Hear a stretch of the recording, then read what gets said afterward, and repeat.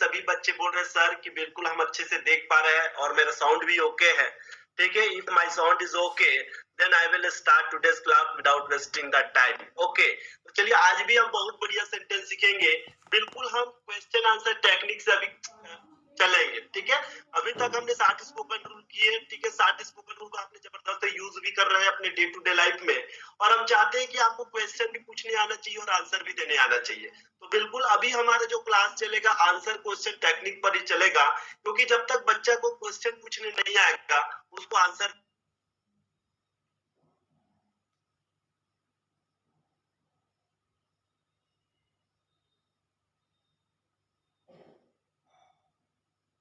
को समझाया था बिल्कुल अलग देखेंगे बेटा। तो आज हम देखेंगे पास्ट पर डिपेंडेंट सेंटेंस। पास्ट पर डिपेंडेंट सेंटेंस, जैसे कि हम बोलते हैं क्या उसने मछली खाई। ओके, तो आप बोलोगे कि यस यस उसने मछली खाई। ओके, या फिर बोलोगे नो वो उसने मछली नहीं खाई। तो आइए इस प्रकार के सेंटेंस को हम बनाते कैसे हैं। क्या उसने मछली खाई, क्या उसने पत्र लिखा, क्या उसने परीक्षा दी, क्या उसने परीक्षा नहीं दी, क्या वह समय पर पहुंची या क्या वह समय पर नहीं पहुंची। तो आइए इस प्रकार के सेंटेंस को हम समझेंगे और सीखेंगे और बोलने का प्रयास करेंगे कि कैसे हम इस प्रकार के सेंटेंस को बोलते हैं। सभी बच्चे बिल्कुल कलम पेपर अपने साथ रखे। ठीक है, और try to understand and try to speak with me. अब आपको सिर्फ और सिर्फ बोलना है। आप इतने दूर आ चुके हैं कि आपके पास अब सिर्फ ऑप्शन है बेटा बोलना, मतलब बोलना, और आप सब बोल सकते हो और बोल सकते हो तो फिर पीछे हटने की जरूरत नहीं है। You don't need to fall back. Got my point?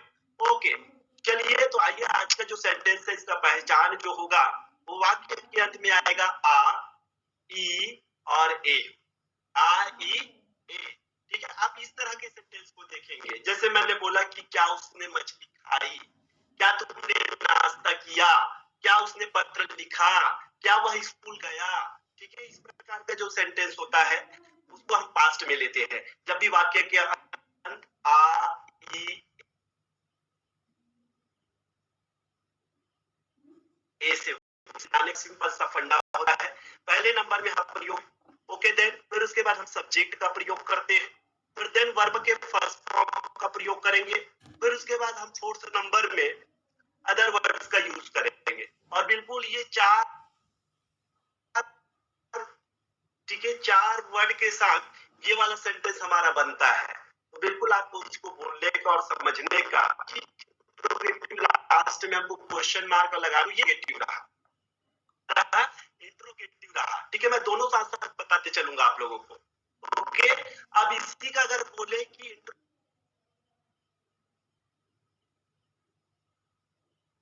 Interrogative negative बनाइए, जैसे क्या उठाई, क्या उसने मछली नहीं खाई। उसमें बेटा इंट्रो तो आता है, एज वेल क्या जाता है नेगेटिव सेंटेंस जाता है। इंट्रोगेटिव नेगेटिव सेंटेंस को किस तरह से बोलेंगे वो चीज भी हम आज के क्लास में सीखेंगे। ओके, तो इंट्रोगेटिव नेगेटिव ये तो बेसिक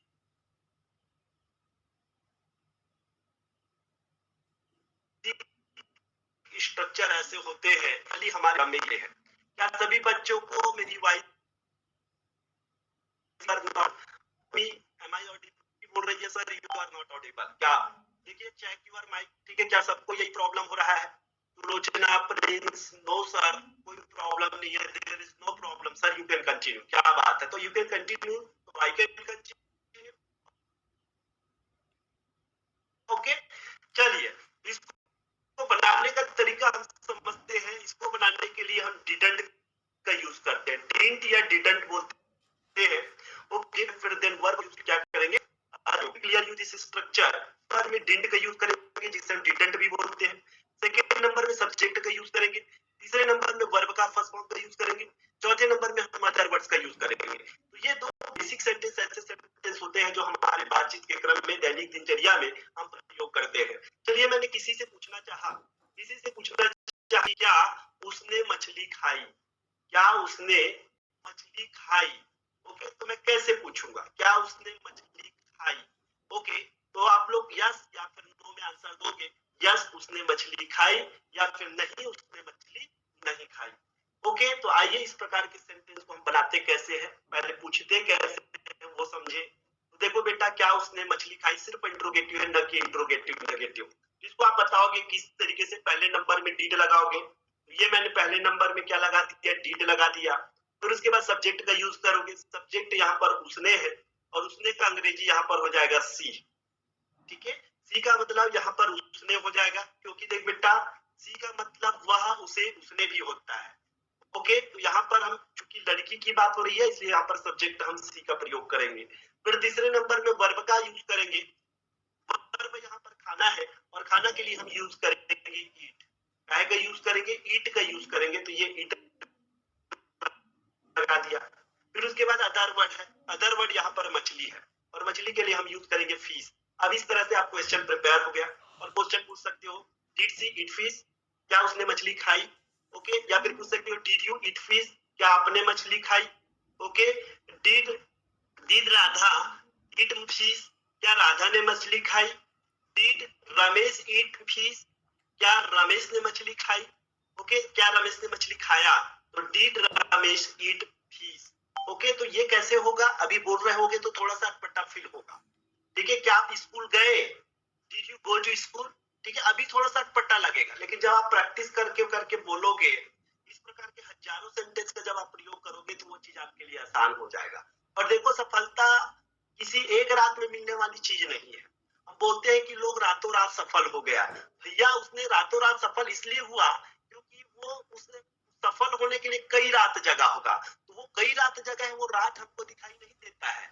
हमको ऐसा लगता है कि वो रात ही रात सफल हो गया, लेकिन वास्तव में वो सफल होने के लिए कई रात जगे होते हैं, कई जगह पर ठोकर खाए होते हैं, तब कहीं जाके वो सफल हुए होते हैं। ठीक है, तो इस बात को बिल्कुल ना भूले, हर सफल व्यक्ति के पीछे एक संघर्ष जरूर होता है, जो संघर्ष हमको दिखाई नहीं देता है, लेकिन उसकी सफलता को लोग जानते हैं।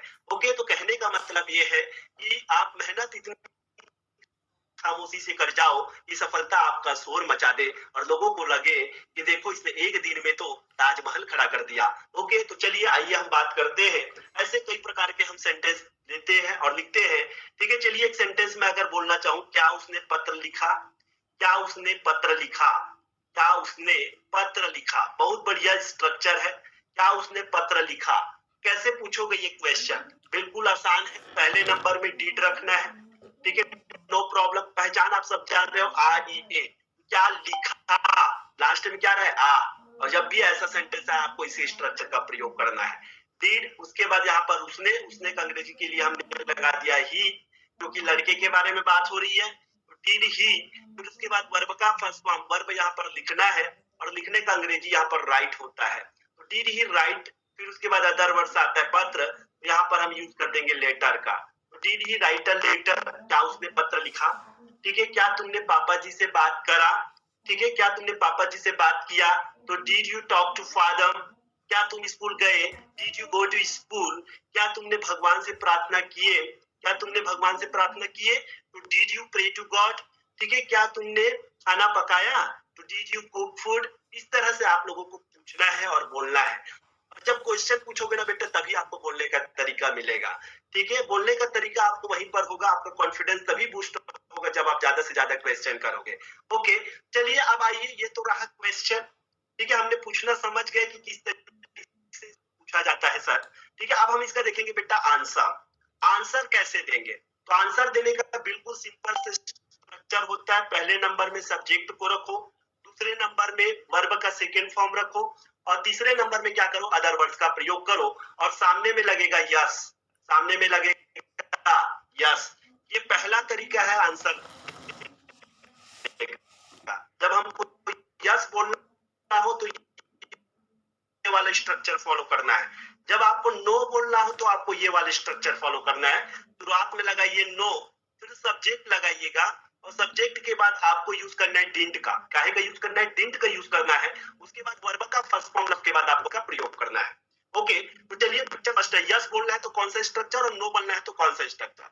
जैसे मैंने किसी से क्वेश्चन करा, did she eat fish, did she eat fish, क्या उसने मछली खाई, तो आप बताओगे कि यस उसने मछली खाई, तो आप लगाओगे पहले नंबर में यस, फिर उसके बाद सब्जेक्ट आता है, यहाँ पर सब्जेक्ट है सी, तो यस सी।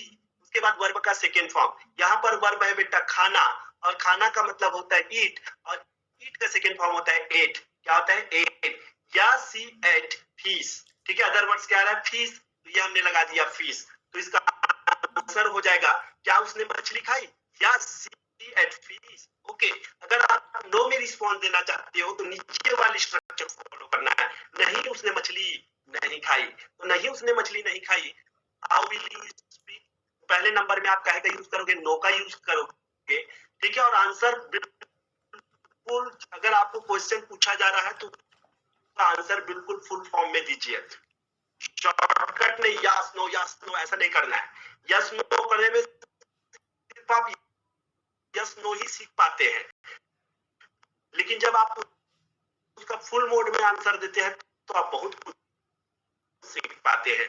इसलिए कोशिश करो कि ज्यादा से ज्यादा बताने का और ज्यादा से ज्यादा बोलने का, ठीक है। तो मुझे लगता है कि सभी बच्चे आप ऐसा है।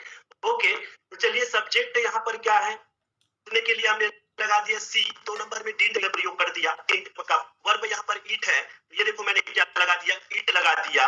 के बाद हम क्या करेंगे? अदर वर्ड का प्रयोग करेंगे, अदर वर्ड। और मछली के लिए इंग्लिश हो जाएगा बेटा फिश। ओके, तो in this way you say no she didn't eat fish, no she didn't eat fish.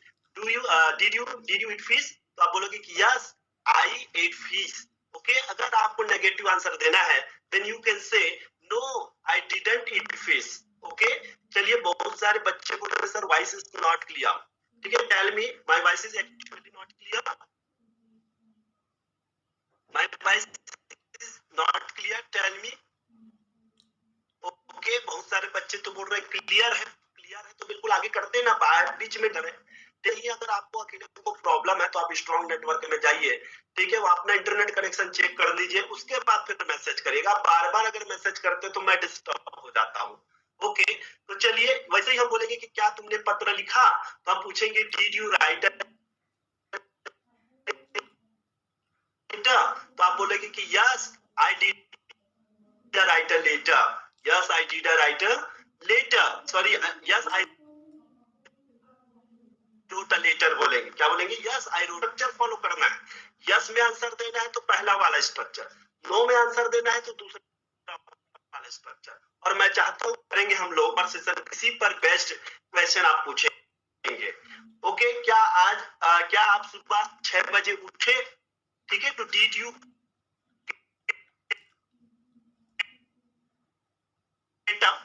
आप सुबह उठे तो आप बोलेंगे कि yes yes I got up early in the morning.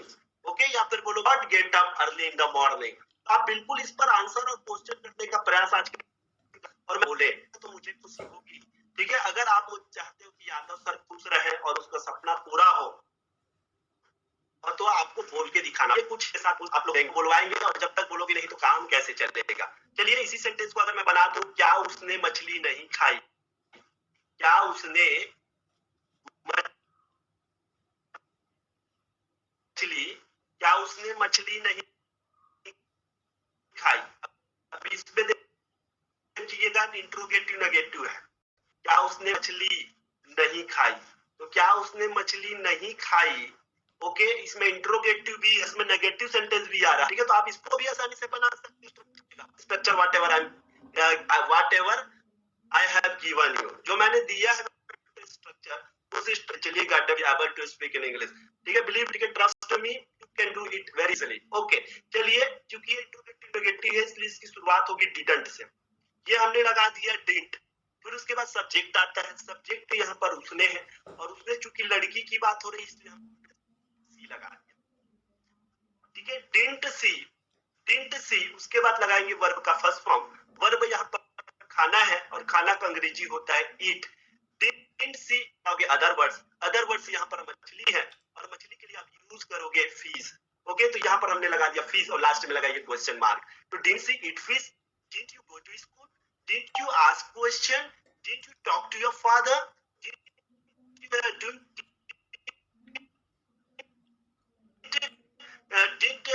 didn't mother cook food, didn't mother cook food, didn't you meet your brother? क्या आप अपने भाई से नहीं मिले? Did you talk to your father? क्या आपसे बात नहीं? Didn't you not did you study? क्या आपने पढ़ाई नहीं की? ओके, तो इस तरह से आप लोगों को बोलने का didn't you write a letter? Didn't you write a letter? Didn't you take exam? क्या आपने परीक्षा नहीं दी?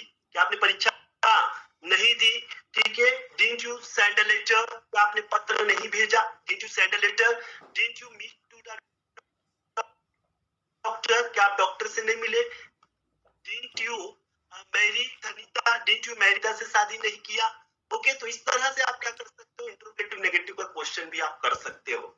ओके, तो इसका भी आंसर यस और नो में देना है। यस तो पहला वाला स्ट्रक्चर जो बताया हूं, और नो बोलना है तो दूसरा वाला स्ट्रक्चर आपको ये लिया है, तो यस सर करके बोलिए ताकि मैं आगे कंटिन्यू कर सकूं। और चलिए मेरे साथ आप बोलने का प्रयास कीजिएगा। पहले नंबर में तो हमने डीड रखा, पहले नंबर में क्या रखा? डीड रखा। दूसरे नंबर में पूरे सब्जेक्ट को रख दिया, जैसे आई, वी, यू, दे, ये सारा क्या है? सब्जेक्ट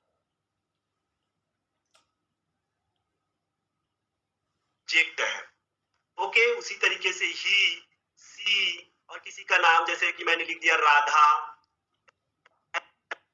लिख दिया राधा, लिख दिया, ठीक है। अनीता लिख दिया,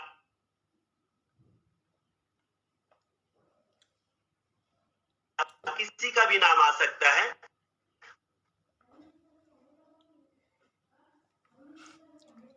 ओके, चलिए अनीता लिख दिया। माय ब्रदर, योर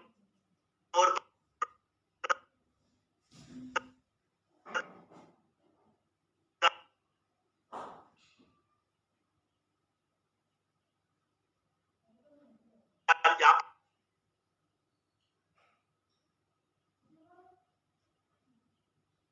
पर लिख सकते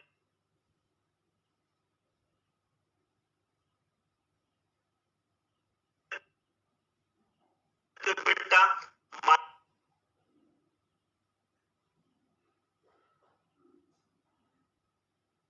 माय ब्रदर, ये सब सब्जेक्ट है बेटा। माय ब्रदर, योर ब्रदर, ठीक है। माय ब्रदर मेरा भाई, योर ब्रदर अवर ब्रदर हमारा, देयर ब्रदर उनका ब्रदर भाई, और हर ब्रदर उस लड़की का भाई। ओके, तो बिल्कुल ये चीज याद कर लो। माय सिस्टर मेरी बहन, योर सिस्टर तुम्हारी बहन, तो माई योर इसमें आप लोग लगाते चलिएगा।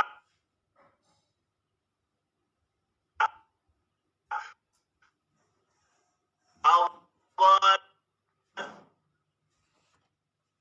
ठीक है, माई मतलब मेरा, योर मतलब तुम्हारा, अवर मतलब हमारा, देयर मतलब उनका, देयर मतलब उनका,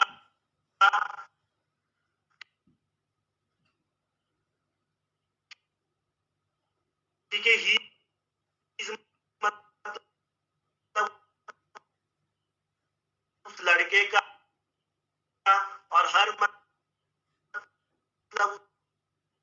उस लड़की की, तो ये चीज आपको याद होना चाहिए।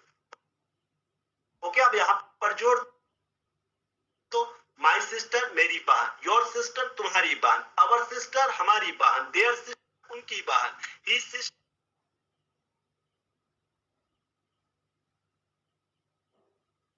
से रखना है। ठीक है, चलिए मैंने रखते सभी बच्चों को पता है, तो मैंने लिख दिया लर्न, से मैंने लिख दिया स्पीक, स्पीक मतलब लर्न मतलब सीखना, स्पीक मतलब होता है दौड़ना, विन मतलब कहीं